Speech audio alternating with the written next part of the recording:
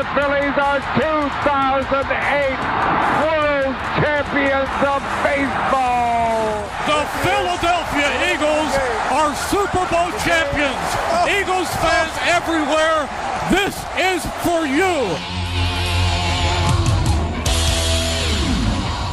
Now entering the game for Philly Pressbox Radio, Bill Furman and Jim Chet Chesko. It's Wednesday, December 21st, 2022, Christmas week. Welcome to the Philly Pressbox Radio Roundtable, brought to you by the Irish Rover Station House in Langhorne, PA, Allstate Insurance in Westchester, PA, and the Edge of Philly Sports Network. I'm Bill Furman. I'll be your host tonight, along with my partner, Jim Chet Chesko. Hey, Chet, the Eagles didn't play their best game, but certainly good enough to win in Chicago to make them 13-1. Magic number is 1. There's a Jalen Hurts shoulder issue that might be of some concern. And now today there's a Dallas Cowboy defensive line flu issue that might be a concern. The Sixers have now won 5 in a row, still sit 4.5 games out of first place. The wheels are coming off the Flyers even after a win last night. With John Tortorella at the helm, Kevin Hayes has been benched. James Van Riemsdyk is on the trading block. Yes, it's Dallas week. But we also want to throw out the loss of former Rancocas Valley, New Jersey, Penn State great, Pittsburgh Steeler Hall of Famer Franco Harris, who we lost just this morning. Heck, he was on a podcast yesterday and passed away overnight. Yeah, that's a shame. He was doing interviews out in Pittsburgh. They, got a bunch of things going on out there ahead of the 50th anniversary of the Immaculate Reception, and he looked fine in the interview that I saw on one of the Pittsburgh TV stations. So, it's just a shame. It's just a real shame for his family and for the entire NFL, especially this time that it's happening. So, rest easy, Franco Harris. Bill, you mentioned the Flyers, who are pretty much off everybody's radar right now, except yours. Yet you didn't mention Sunday's amazing World Cup final. Shame on you, you soccer hater. Actually, I had it on. I did have it on. I wasn't paying great attention to it. I did see it go to 2-0. I went upstairs to do a couple things and came back. It was 2-2. They had scored in a couple goals there real quick. Interestingly, though, Chet, maybe it was the announcer on TV or whatever. It was pretty exciting down the stretch. Not going to lie to you. It was pretty exciting. And it was a veritable slugfest for soccer, 3-3, and then all the penalty kicks. I know you don't really like the penalty kicks to decide a championship game, but hey, that's the way it is. Yep. Well, I got a story for that for another time. Happy Hanukkah and Merry Christmas to all our viewers and listeners. That's right. Well, hey, we've got a couple great guests making return visits tonight. Arkansas Fred Barnett will be by to talk Eagles. And Matt Goldberg is going to talk about his new book, Rings of Kindness. Of course, Boop will be by to make Week 15 picks. Matt is making actually his third visit with us, but first since just about 4 years ago, December of 2018. And Arkansas Fred is pretty much a traditional late in the football season regular visitor as well. This, in fact, is his 8th annual visit. So always good to see Fred. Absolutely. Well, hey, before we get started with talking about Fred, let's talk Franco. As we said, Rancocas Valley, New Jersey, that's over by you. Maybe a little before your time over there on the Jersey side, but a local kid to this area, to the Philadelphia area, a great Penn State player, although a blocking back for Lydell Mitchell, who was the All-American at Penn State. You had a first-round draft pick, 4 Super Bowls, and straight to the Hall of Fame for the Pittsburgh Steelers. Yeah, he turned out to be quite a great one. Born, as you said, in South Jersey, the Fort Dix area, went to Rancocas High. And, it's funny, you mentioned him being a Penn State. He's listed as only the 7th or 8th or 9th best Penn State running back ever because, as you said, he was more of a blocking back when Lydell Mitchell was there. So just maybe their 8th best running back of all time with the Nittany Lions. And yet he's the best ever for the Pittsburgh Steelers and, well-deserved, certainly. Yeah. when you talk to these guys, the Joe Greens and the Terry Bradshaws and those guys, they've all said the same thing.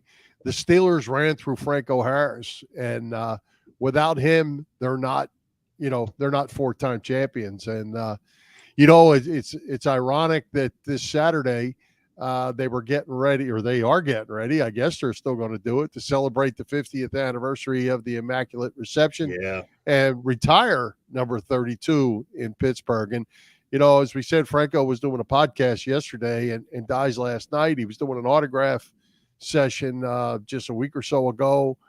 All we can guess, heart attack took him. That's the guess. They haven't said that, but that's the guess. I mean, because we saw a bunch of video of him from just the last few days. He did the podcast. People saw him in a coffee shop, said he looked fine. So just a shame. And you know what else? Another coincidence, Bill? Today is Joe Paterno's 96th birthday, the late, great Joe Paterno. Absolutely. And Franco, to all the Penn State people out there, they know this without us saying it. Franco was an ardent Joe Paterno supporter. He was. And interestingly, again, they did not get along great in Happy Valley, those two guys. Really? They butted heads. Franco was an independent kind of guy, and he thought he was going to do independent kind of things, and that's not the way Joe Paterno ran his ship.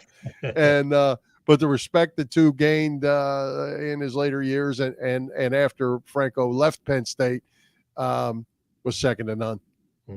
Well, as we said, rest easy, Franco Harris. You'll be missed. That's right. Well, hey, Chet, let's talk Eagles. You had a chance to visit with Arkansas Fred Barnett just this afternoon. He couldn't be with us tonight, so you had a chance to sit and tell us how that went.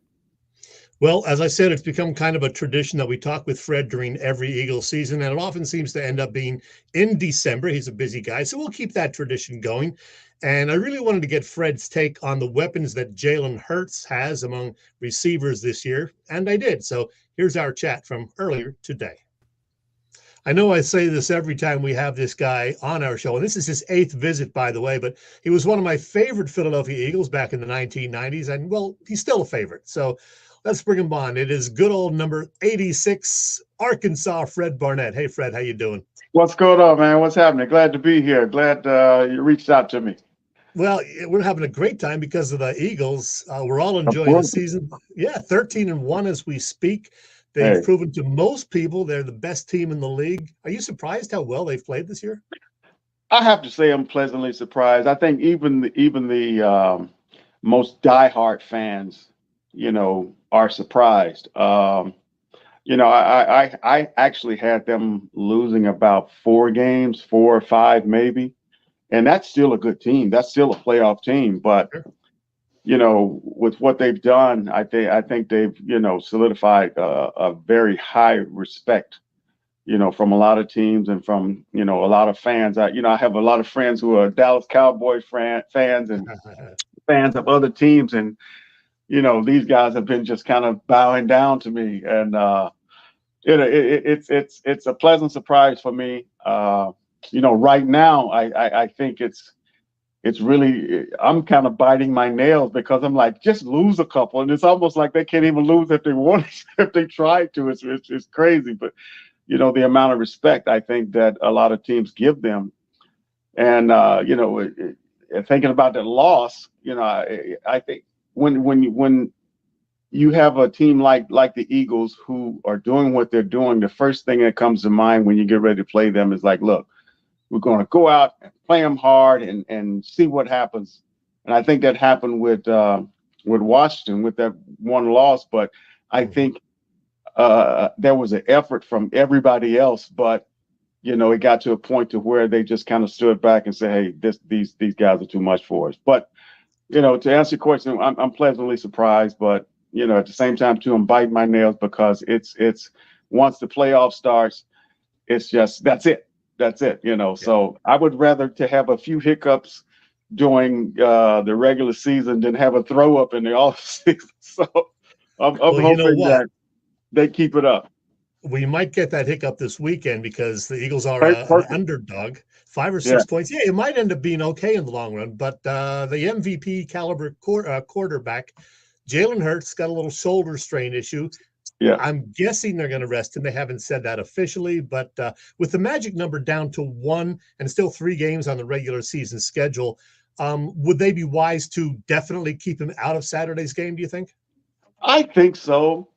And interestingly, I told some of my Cowboy buddies, my Cowboy fan friends, whatever they are, I told them, I said, you know what? It's going to get to a point to where this game won't mean anything else. And they're like, yeah, right. And here we are. Yep.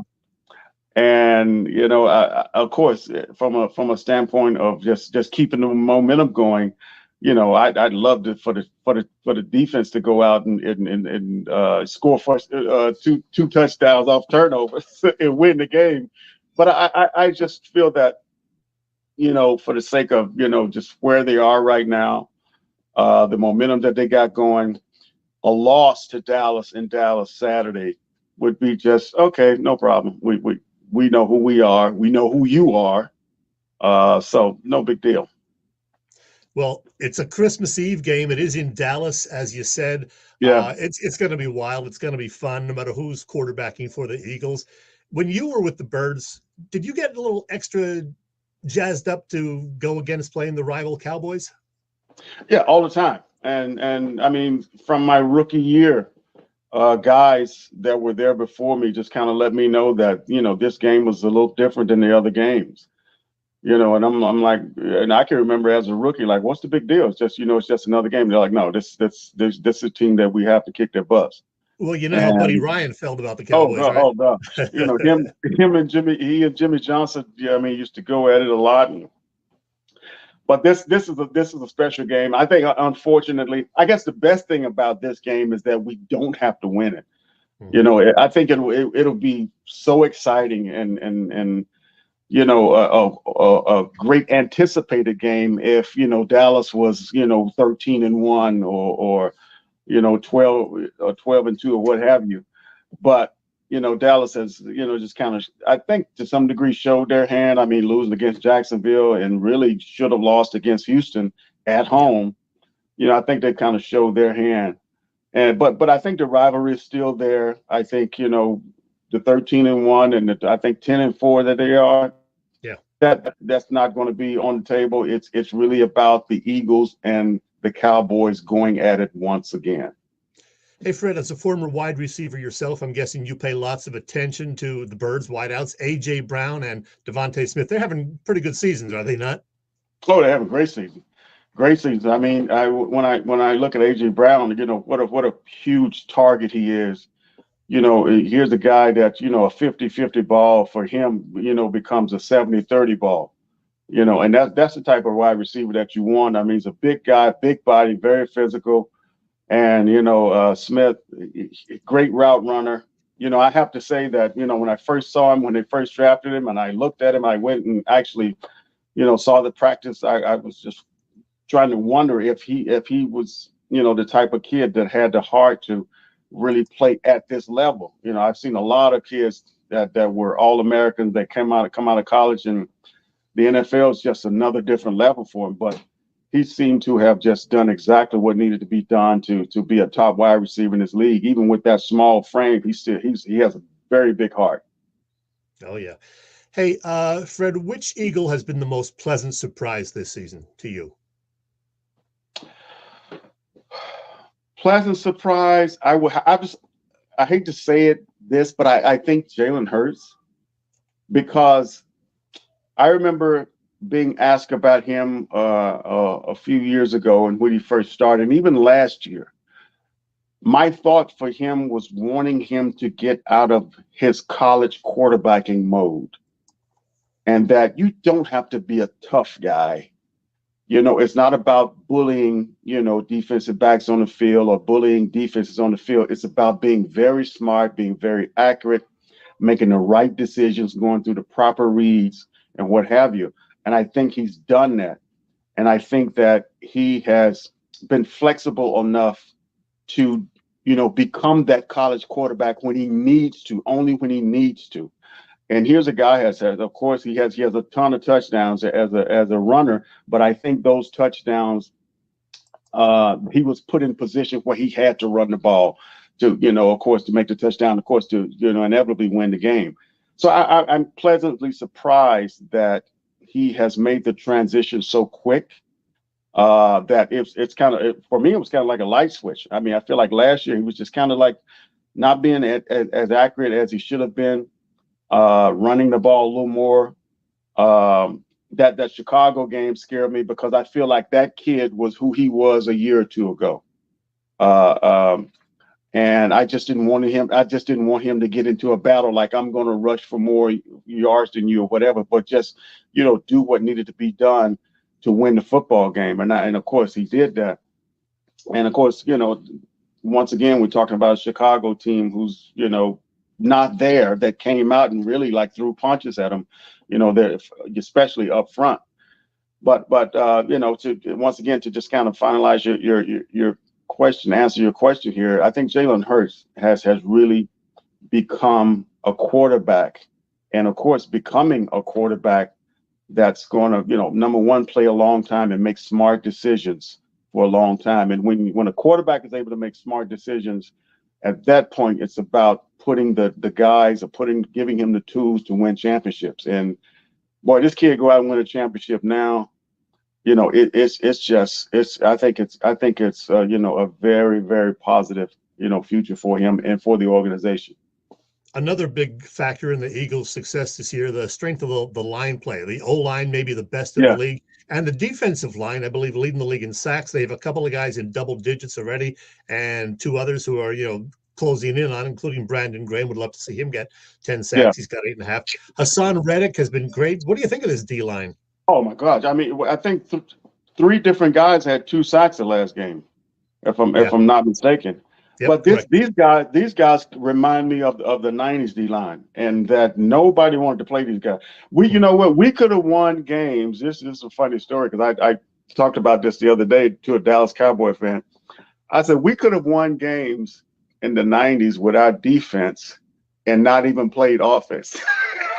They would have somehow scored 14 points or stopped you on our end and kicked a field goal. But when you look at this defensive line, it's like it's either a sack or it's almost a sack or it's a turnover or something, and it's so exciting to watch. And these rush ends. Oh my God, it's almost like they're going to sack the guys every time, sack the quarterbacks every time they drop back or close to it. But of course, this is part of the game that that gets you through the playoffs and gets you on to the Super Bowl. And everybody's been saying it, and I say it, barring any type of injury, barring a hiccup here or there, this team is headed for a good year, a very good year, and that is raising that trophy. Well, that was going to be my final question, but you kind of answered that. But I do have one other thing I wanted to ask you about, Fred. There were a lot of great wild games over this past weekend, but there was also a lot of questionable officiating, including some calls and non-calls at the end of the Giants-Washington game Sunday night. Has officiating gotten worse? Well, I think it's so interesting because what I think what has started to play a part is all the betting that's going on.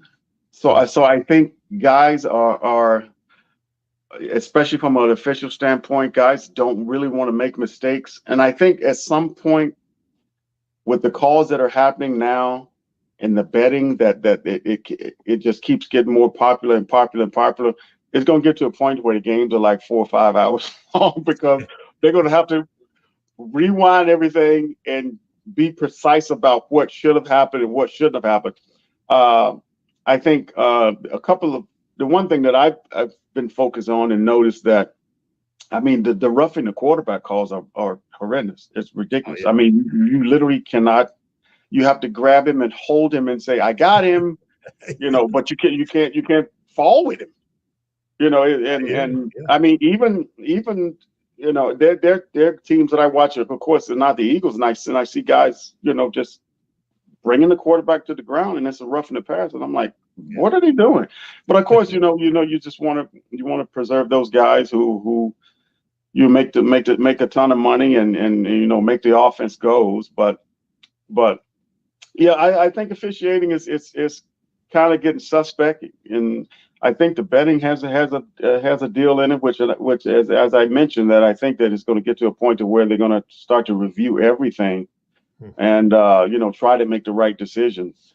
But it puts a lot of pressure on, I think, on the refs as well too, to make those calls. And I think just like, for lack of a better way to say it, the refs need to be on par and be professional refs like we're professional players. We're doing what we're supposed to do. So there are situations where they have to be prepared to react. They have to be prepared to not throw the flag or throw the flag when it needs to be done. I'm with you. And Fred, I like that you have the Eagles going to the Super Bowl. I agree. So hope we are both right. They have to. I mean, well, of course they don't have to, but they have everything that it takes to do it for sure. Yep. That's no doubt about it. Fred, thanks for doing this once again this year. Merry Christmas to you and your family. Merry Christmas. Go Birds. Go Birds. Hey, good stuff, Chet. Very interesting because you know how I feel about this betting. I think it's a problem. And interesting take by Fred there. Yeah. Surprised me that he went there, but good stuff. Indeed. Absolutely. Always great to talk to Fred. Absolutely. All right. Hey, Chet, winter's setting in. It's good and cold up there in the Northeast. Actually cold down here in not the Sunshine State. So you're going to be spending a little more time on your couch over the holidays than you are in your car. It's time for you to start saving with Allstate's pay-as-you-go auto insurance. I might be under the blanket much of the weekend too, Bill. Allstate's pay-as-you-go auto insurance puts you in control. You only pay for the miles you drive with the same full coverage that a traditional policy offers. Pay-per-mile car insurance gives customers greater control of their insurance costs. See how much you can save with pay-per-mile car insurance by calling your local agent in Westchester, Pennsylvania. That, of course, is Dave Lavoie. Call Dave at 610-430-0700. Once again, 610-430-0700, and start to save more now that you are driving less. Hey, well, I know you're going to be out and about a little bit because you can't go very long without going to the Irish Rover Station House. So tell us what's going on over there at the holidays. Well, first of all, Bill, you know that I had a great time last week at the Irish Rover because it was ugly sweater night last Thursday. I'm sure you saw the pictures I posted from it. Did you win? Sure no, I didn't compete. I actually helped them judge the other winners. I didn't want to, make it look bad because I was, they sponsor us. So I think I could have won, though, because I did have a nice sweater. I'm sure you're jealous, Bill. But anyway, that was a great time Thursday evening. And there are a lot of things coming up, though, on the schedule at the Irish Rover, including this Thursday evening, a Blue Moon special event. You can even paint your own pint glass or holiday ornament. That is 7 to 9 Thursday evening. And then on Friday, the 23rd, during happy hour, you have a shot at winning Flyers tickets. Oh, this weekend, if you ordered food for your Christmas Eve or Christmas Day event, make sure you pick it up by 5 p.m. Saturday. The Rover will be closing early on Christmas Eve and will open up again on Monday, the 26th. Chris and Tracy and the gang say Merry Christmas to all their great staff and customers. The Irish Rover Station House is on Bellevue Avenue in Langhorne. The website, of course, irishroverstationhouse.com.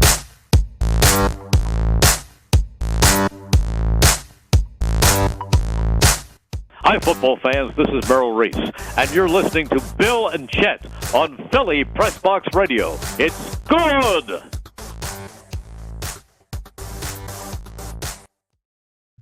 Well, Chet, speaking of good, the Eagles come off with a win on Sunday. Maybe not the prettiest one. When you look at all the statistics, though, it was all Eagles. What's your take on that game? As you often say, Bill, a win is a win is a win. That's the bottom line. Yeah, it was not great. There were turnovers. Jalen was not as sharp as he's been much of the season. But you got the W. That's really the bottom line. They're now just one step away, magic number one, to clinching both the Eastern Division and that number one seed. So we'll take it. Not every game is going to be a Rembrandt, but it doesn't really matter. Well, that's right. And, the turnovers, they certainly have to clean up. But as you and Fred talked about, 6 sacks from the defense, outstanding. 306, was it? 306 yards combined for A.J. Brown and Devontae Smith. It's quite a day. Only thing, a little odd, the Bears are not a good defense against the run.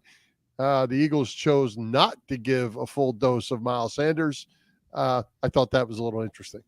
Yeah, that was very interesting. And the coach said afterward, we should have gotten Sanders the ball more. And that was really, really troubling to me, especially when he found out, I think Hurts said something that he was having a little trouble getting his hands warm and everything. And they don't use Sanders until past the midpoint of the second quarter. That did not make sense. And I don't think that's going to be the case this coming Saturday in Dallas. No matter who the quarterback is, I think you're going to see more of Miles Sanders this weekend. I think you're right. Well, hey, we talked about the Flyers, Chet. They're scrambling. It's John Tortorella's show, that's for sure. Kevin Hayes has been benched. He did play last night. James Van Riemsdyk's on the trading block, supposedly. Carter Hart has played pretty well, decent, I guess. Is it good to allow a coach to have complete control of player personnel a la Chip Kelly just a few years back? Probably not. I mean, I don't know. I don't know what to say about the Flyers anymore, Bill. You watch them a whole lot more than I do. Yeah, they got a win last night over the Blue Jackets, the only team in the Eastern Conference worse than the Flyers. They've had a lot of trouble both on and off the ice. They lose Cam Atkinson now for the season. The injury list remains a long one. Another dude decides he's had enough and returned to the Czech Republic or wherever. And the Kevin Hayes benching the other day again. It has been that kind of season, Bill. So feel free to give your take, because I don't know what else to say about this team. Well, I'm all about, I guess when we watched them last year, we said we need a coach that can be accountable to make these players accountable. They're not putting out the effort, this and that. Now we got him. And maybe he's way too far off the other side of the scale, but he's taking no prisoners. And there's a good chance that Hayes and Van Riemsdyk are going to be gone. And as we said, all the way back to Jake Voracek leaving and then Claude Giroux leaving, who's replacing the points? And they don't have people that are doing that. Although I'm going to tell you it's something, Chet. Morgan Frost, write it down. He's starting to come around. He's working a little bit of magic out there on the ice. He's starting to come around. He's fun to watch. All right, if you say so. And Konechny's been playing well too. We'll give him that. So. Absolutely.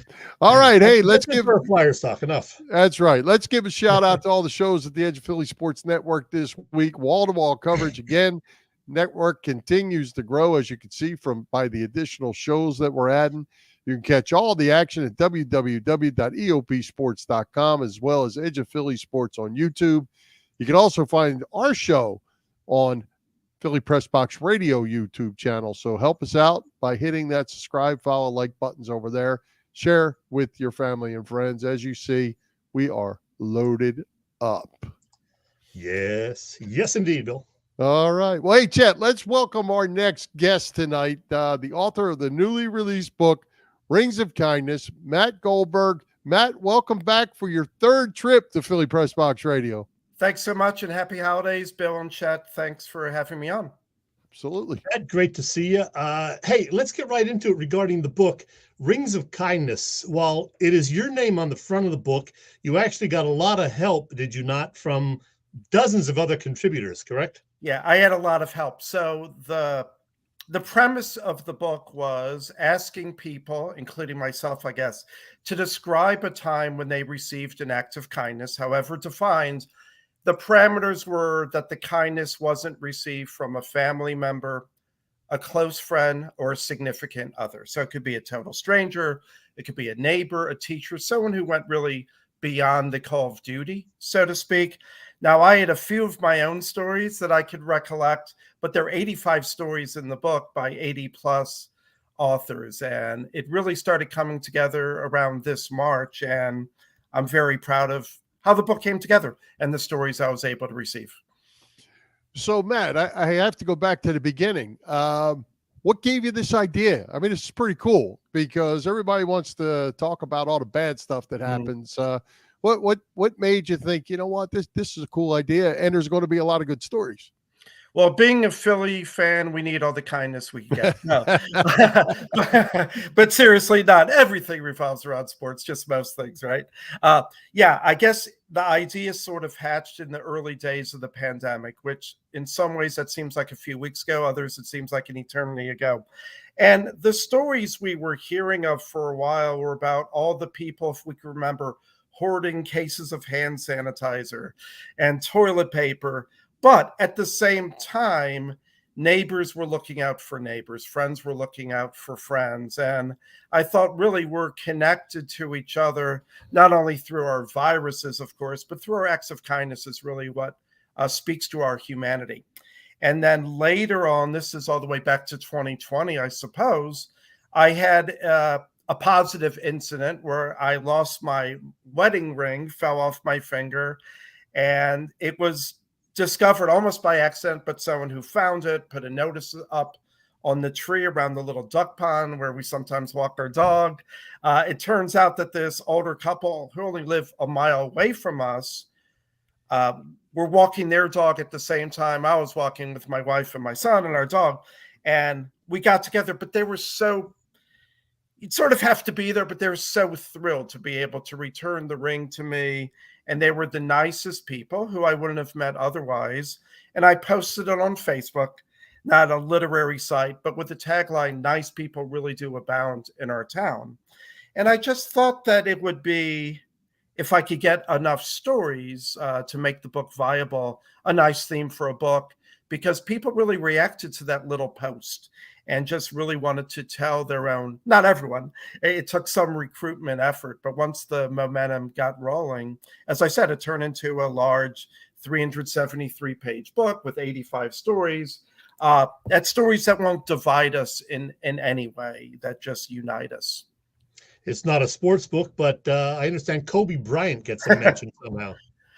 Yeah. Now, if you like, it's a piece that came, I ended up hooking up with a wonderful group of writers from the LA area through a wonderful connection, a woman who grew up in Cherry Hill, who's a comedian, writer, and writing instructor, actress, hyphenate, very talented. And one of the writers sent me a few stories, including the story about Kobe. She tells it better in the book than I'm about to, but in brief, it was titled Just a Dad. And this woman, Allie, brought her son, who's confined to a wheelchair with cerebral palsy, to a pool. And Kobe was there with his youngest daughter, not the one who died tragically in the plane crash, I think his daughter, Natalia. And a bunch of moms sitting around the pool deck. And to her, just this taller gentleman among all the moms that were there. He came over. He was curious about why her son was confined to the wheelchair. And her mom instinct said it was okay to talk to him, that he certainly meant well.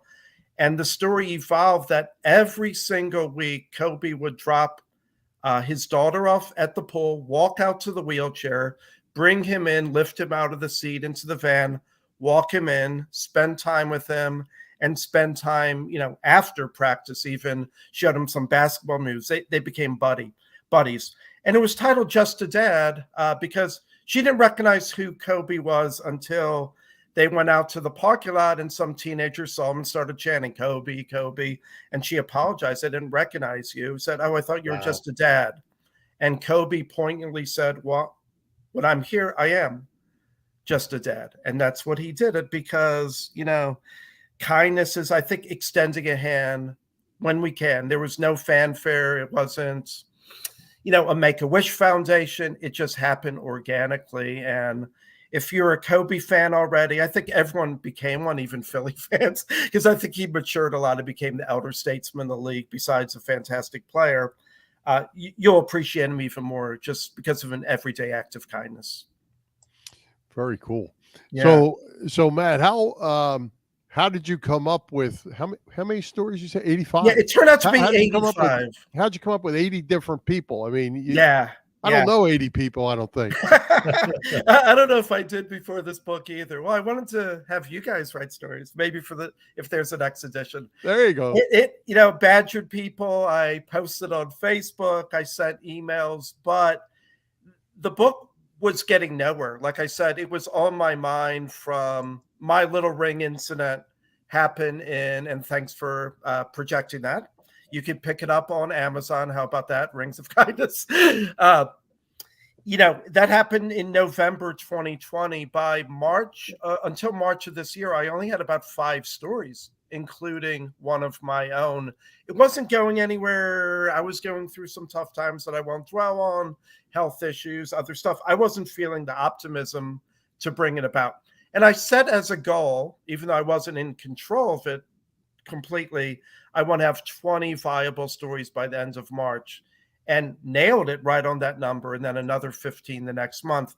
And a certain momentum really took hold. And I'm very pleased and very appreciative of those who took the time to write them. Some stories needed more editing than others, but they're not my stories. Except for the 3 that that were my own. I don't know if you saw, we put up this comment earlier from our buddy Joe. He said, doesn't cost anything to bring a smile to someone's face. We hear the expression often, courtesy is contagious, kindness is contagious. Is it? I believe so. I believe so. However we define an act of kindness. And to me, we might, if I ask you guys, what is your definition of kindness? We may come up with the same nouns or adjectives, or maybe different. To me, it starts with human empathy, putting ourselves in someone else's place. And I think, these acts do create little ripples. Maybe they're invisible, but those ripples soon become waves. And it really, as you said, Chet, it doesn't cost the giver really anything. Oh, there's some stories of heroism in the book where people did risk something in order to extend, but most of the day-to-day things in which we help each other. Some writers reflected on one guy who's written several books, a great writer. He grew up in a home without any books, a dysfunctional home. We all have our own dysfunctions.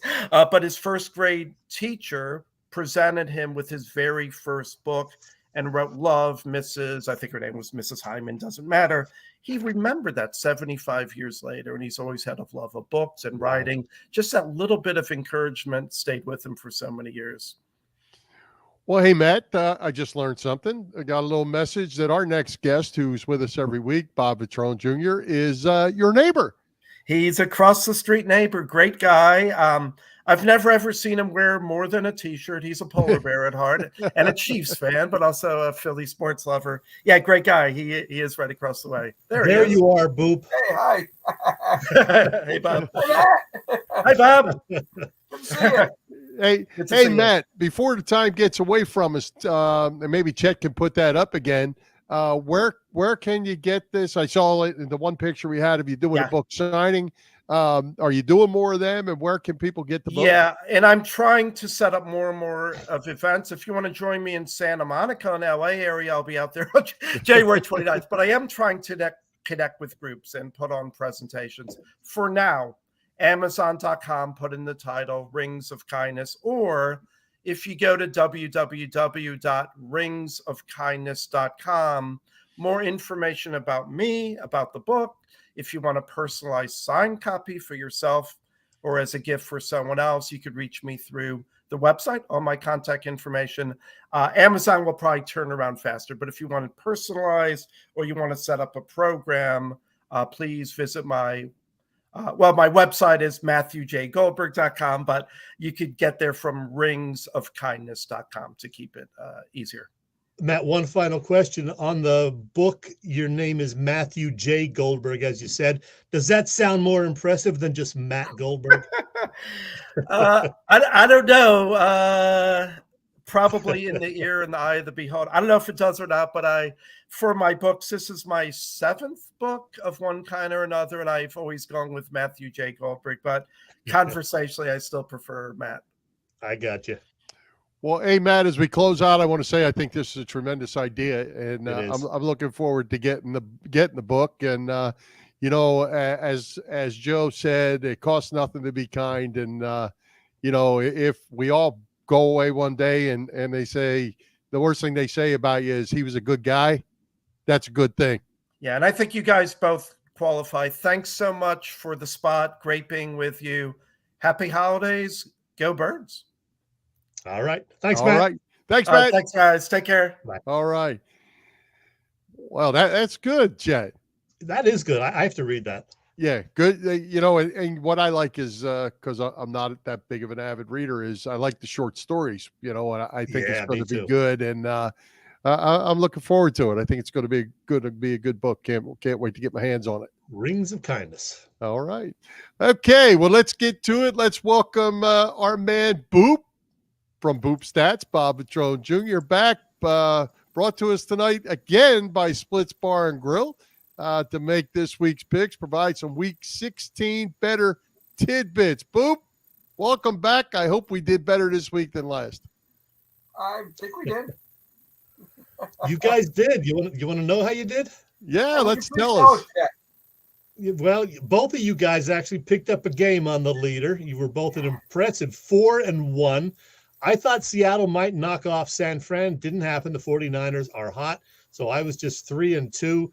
No, Boop is not king. Boop is not king, Joe. Get that off of there. Hey, Boop, you see that? Your payment must have gone through. I am now 40-21. I'm just 2 games now. 2 games up on Bill. Boop, you're only 7 back now, so you still have time. We'll pretend you do anyway. We're going to give you the bronze medal no matter what, Boop, okay? Thank you. Appreciate that. What are you, 45-21? 40-21, and you are 38-23, Bill. Okay. Still games. Time. Still time, Boop. Time, we got them. Plenty of time. All right. Well, hey, let's get with our Week 16 picks. We added Saturday, Christmas Eve, Detroit at Carolina. Lions are -2.5. Lions playing good ball, and they're both these teams still have playoff shots, interestingly.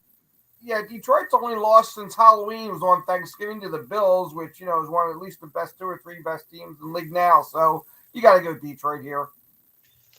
Yeah, the Lions have won 6 out of 7 after that 1-6 start. So I agree with Boop. I don't know if that's good or bad, but I'm taking the Lions. Always good. Yeah, I'm taking the Lions also. I'm still watching Hard Knocks from before the season. I've been rooting for Dan Campbell all season long, and it's paying off.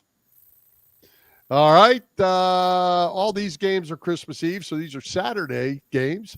The Giants somehow managed to win. I don't know about the Zebras in that game. They host the Vikings. The Vikings are -3.5. Somehow they managed to win. Yeah, talk about contrast of ending of games.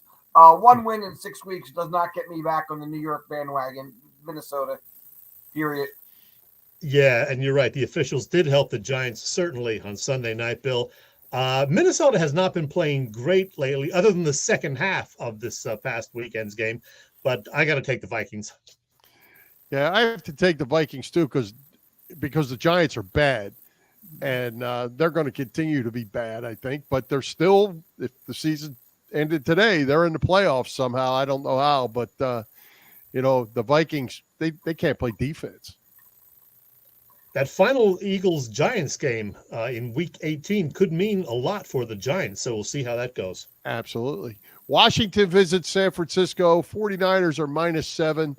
I'll go back to my old saying I always use: you're not as bad as you think you are when you lose, and not as good as you think you are when you win. The Washington came out and stunk the place up the other night. Yeah, that was a very winnable game, and they did almost steal it at the end. The 49ers has won 7 in a row, and there's no reason to think there won't be 8. San Francisco. You guys aren't going to gain any ground on me this week because I'm picking the same thing. I got San Francisco. It's there. You can look at it. San Francisco. The Niners win. Yeah, I think these are pretty easy picks this week. I'm thinking, of course, we'll probably all go 0-4, but All right, Eagles travel to Dallas to play the reeling Cowboys. When I wrote this up, the Cowboys were -5. That's been all over the board, but that's generally close. Boop, I'm going with a hilarious point spread on this. An hilarious point spread? Yeah, what do you mean? I can't see why the Cowboys were favored to start with, let alone that it goes all the way to 5. Yeah, I don't know why. I thought it would be a pick 'em, to tell you the truth, before it got to there. So I was a little surprised they were favored. But 5 right now seems about right to me, considering everything. In the first 7 games, the Eagles had 2 turnovers. In the last 7, they have 11. And now the Cowboys have 10 takeaways in 3 games. I think Dallas takes this game, to tell you the truth. Is that your pick, Boop? That's my pick, Boop. All right. You know what? I was planning all week to take Dallas, whether or not Jalen Hurts would play for the Eagles. And I was watching NBC Sports Philly with, I guess it was Reuben Frank last night. And he convinced me that the Eagles are going to win this game, even if Jalen isn't playing. So instead of Dallas 27-24, I switched my pick last night to Eagles 27-24. There it is. I'm taking the Birds to win by 3, and I won't get any hate mail from our viewers now. Well, I'm going with the Eagles because they're a better football team than the Dallas Cowboys. Dak Prescott will still be the quarterback for the Cowboys. That's good for the Eagles. The offensive line for the Eagles is still the offensive line for the Eagles, and we're going to get a dose of Miles Sanders, a full load of him, and Gardner Minshew can play in this league. I'm good. I'm good. Eagles defense didn't change. I'm going Eagles 31, Cowboys 24. Okay. And I hate that I can't gain any ground on you, but I'm not picking the Cowboys. So there you go. Let me ask both of you guys, what is the Saturday Christmas Eve plan for you?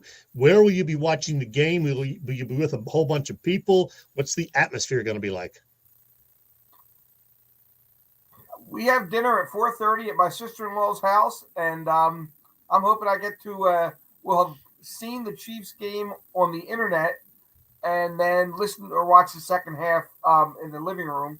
But I'm at the disposal of whatever everybody else wants to do. I don't need to be plastered to the TV if we don't want to be.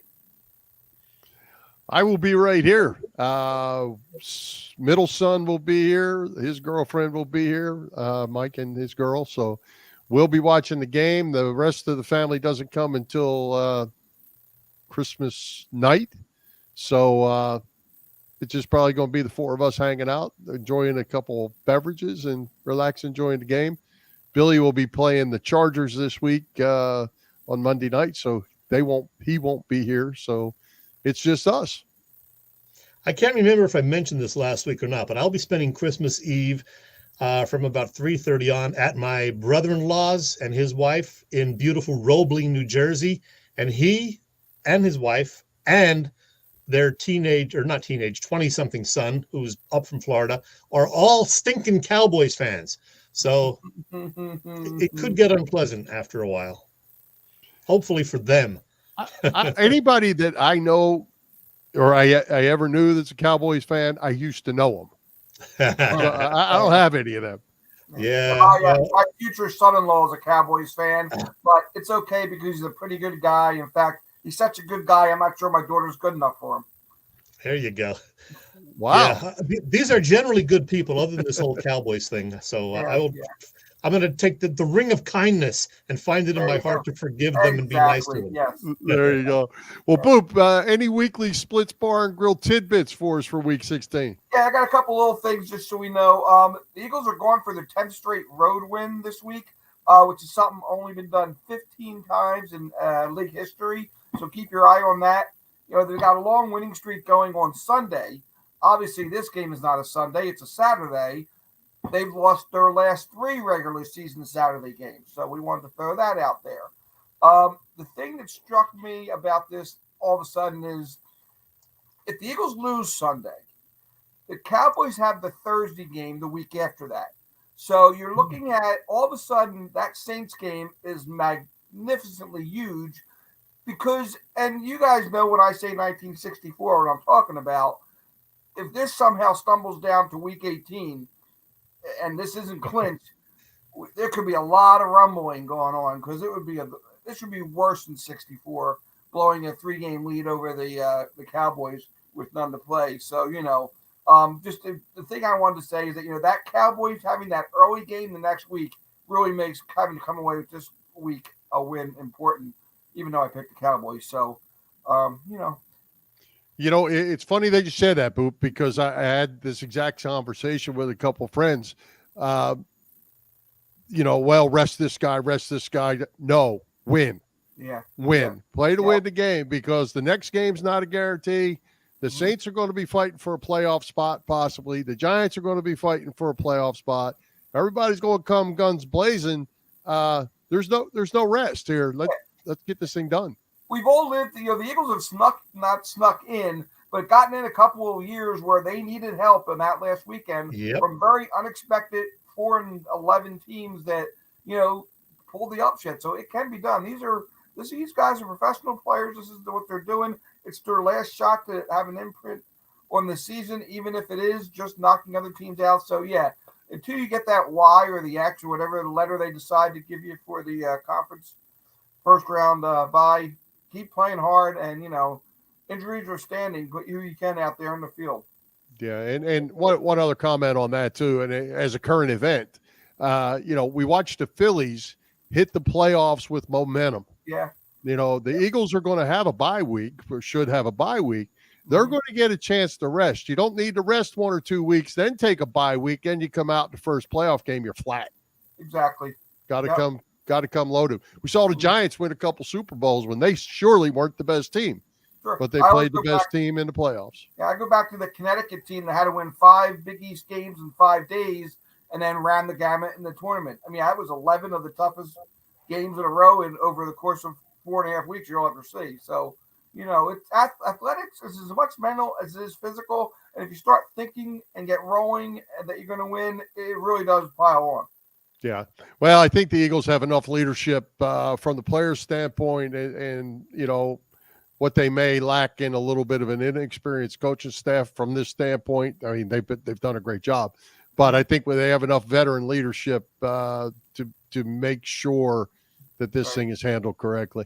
Yeah, keep it in house. And somebody may get hurt, and they may say, well, if he wasn't playing, he wouldn't have got hurt. Yeah, well, if he wasn't playing, he might not have won. So it happens. Like you said, it's a game of injuries, and there's nothing you can do about it. Yep. All right, Poop.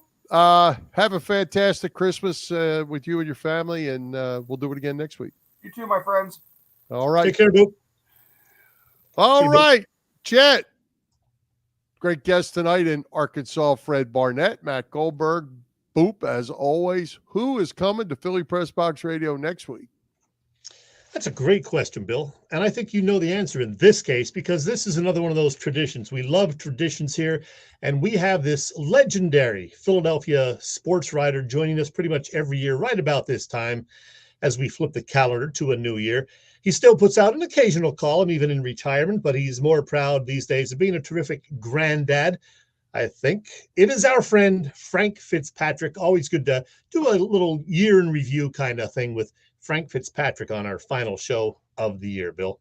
Yep. And looking forward to that as always. Hey, Robbie is on it. Yeah. That's your best players to win the game. You play to win the game, Herm. I heard that somewhere before. Hey, Bill, I wanted to tell our viewers and listeners about Philly sports trips. They have road trips to all Eagles away games. Plus, check this out. They have a trip to Brooklyn coming in mid-February to watch the Sixers and Nets go at it. Maybe Ben will be in the lineup. Who knows? You just never know with him. And then not 1, but 2 trips down to Clearwater in March for Philly spring training. One of them through 97.5 The Fanatic includes a meet and greet with that Charlie Manuel fellow. So consider all of that. PhillySportsTrips.com, the place to go. Also, Edge of Philly Sports has a new sponsor, and it is Sherry's Ticket Town. It's actually Sherry's Ticket Town, the name. And yes, there are tickets to all sorts of great events, sporting events, and concerts at competitive secondary market prices. And you can save 10% with the promo code EOP10. It is Sherry's Ticket Town. The website, though, sherrystickets.com. So check that out. All right. Well, hey, speaking of the Sixers, Chet, they've won 5 in a row. They've gained absolutely no ground on first place. The East teams are all playing good ball. Most of them ahead of the Sixers are on winning streaks. Flip side, they're only a game and a half from being out of the playoff picture. Thoughts? Well, first of all, Bill, how do the Flyers get higher on the totem pole on our agenda this week than the Sixers, who've won 5 in a row? Come on, Furman. Well, I will tell you how that happened. The Flyers were actually in this slot, but I switched it around because I knew it would be a shorter sequence and we could get Fred and Franco in. Okay. So All right, that's your story. You're sticking to it. Look, the Well, Sixers are getting better. That's Bill. why I write the agenda. They're starting to get more contributions now from the bench guys. Plus, Tobias Harris has been playing very well. He came up huge in the comeback win Monday night over Toronto. Harden's been getting better since he's back in the lineup. Joel Embiid still playing great, despite what you may think about him. And if all goes well, Bill, Tyrese Maxey will be back in action within the next week. Some say it could happen Christmas Day. I don't know about that, but the arrow is pointing up for the Sixers. They've won all these games at home. They got 2 more home games, then they got a couple of games on the road to finish the calendar year starting Sunday in New York at Madison Square Garden. So I like what they're doing right now. I still think they are a top 4 team in the East. They just got to get and stay healthy through the second half of the season and get ready for the playoffs. Well, we'll see. What about Tucker? Tucker is not a scorer. He never was. He's rebounding okay, but he's been a bit of a disappointment. I will say that. You think? So, yeah, I know. I'm kind of excited to see how this plays out at the end as they get down the stretch because, they're a talented team. Whether they're talented enough and whether the guy at the end of the bench can utilize the remaining guys on the bench, we're going to see. I'm not sold on Glenn Rivers and probably not going to be until he gets to the finals. Yeah, I hear you, Bill. All right. Let's rise. Okay, let's take another quick break. Thank our friends at the PPCC 118 Raz Room. They post great sports memorabilia on their Facebook page so people can take a chance of winning something they may not be able to afford or have access to. All items come with certificates of authenticity. They continue to run out great autographed memorabilia from all the Philly teams and more. Check out their Facebook page, like it or follow it. It's PPCC 118 Raz Room. That's right, PPCC 118 Raz Room on Facebook. All right. Do you have a parting shot or a quick random Chet or anything like that? I got some random odds and ends. First of all, Bill, we want to say again, congratulations to the legendary Jim Gardner. I had a picture, and there it is. That's back in the late 70s and more recently. We will miss you, Jim Gardner. I actually got to watch his final newscast at ABC 6 at 6 o'clock this evening. It actually brought a few tears to my eyes, I got to be honest. And they're going to do a special for Jim Gardner, who's been in the anchor seat for 45 and a half years at ABC. So congrats to Jim Gardner on that front. We also want to say happy birthday to somebody, Bill. It's not today, but it is Christmas Eve. And it's our pal, Robbie Ellis. That's her husband, Bob, on the left. And that's me and Robbie, of course, in my ugly but beautiful Rolling Stone sweater a couple of weeks back. So happy birthday, Robbie Ellis. Thank you for being there for us all of these years. And speaking of being there for us, Bill, Merry Christmas from Kate Beckinsale. I just thought I would throw that in there because Kate says Merry Christmas. Oh my goodness, you're killing me. And I got to find it too. I have a happy birthday wish as well for John Miller. John Miller follows us, and today is John's birthday. So happy birthday to John as well. And getting back to Jim Gardner, one quick thing. They actually were tailgating outside the 6 ABC studios today, and Jim Gardner came out before the show and shook hands with everybody, took pictures, said hello. Great guy, loved by all. So again, congrats, Jim Gardner, on your retirement. Okay, good stuff. Let's wrap it up. Let's thank tonight's special guests, Arkansas Fred Barnett, Matt Goldberg, Bob Patrone Jr., our sponsors, the Irish Rover Station House, Bob Sullivan's LakeYourAge.com, PPCC 118 Raz Room, and Dave Lavoie of Allstate Insurance in Westchester, PA. For Jim Chet Chesko, this is Bill Furman. We wish everyone a happy Hanukkah and a Merry Christmas. We hope you enjoyed the show, and we'll join Philly Press Box Radio next Wednesday, December 28th at 7 p.m. You can see us live on Facebook. Listen through our website, phillypressboxradio.com, on blogtalkradio.com/phillypressboxradio, on Google Podcasts, Apple Podcasts, iHeartRadio, and all the others. Merry Christmas, happy holidays, high hopes, Philadelphia sports fans, and go Birds. Sadly, Bill, we don't have time to do our Baby It's Cold Outside duet that we were planning. So we're just going to go with this. Happy travels to you, till we meet again.